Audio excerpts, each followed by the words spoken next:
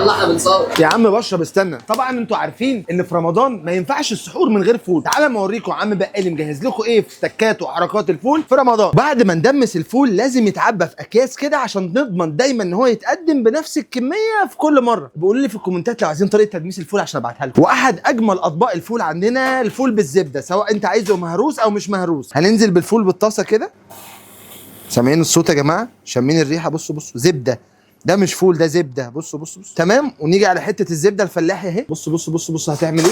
رغم ان مكونات الطبق ده بسيطه جدا، لكن ولا في الاحلام. مفيش غير رشه فلفل اسمر، رشه كمون، ورشه ملح. واللي مش عايز الفلفل الاسمر يستحسن بلاش. قولوا لي بتحبوا طريقه الفول الزبده ازاي. بصوا الجمال، شوف الزبده لو تشموا الريحه وتدوقوا الطعم، يا نهار ابيض. اول ما يخلص بالمنظر ده كده، بصوا بصوا بقى الجمدان. بصوا بصوا بصوا. يلا بينا يلا بينا.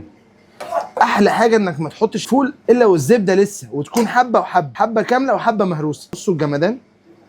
واوعى تنسى مع الفول شويه العيش البلدي الاسمر، انما ايه، يستاهل بقك.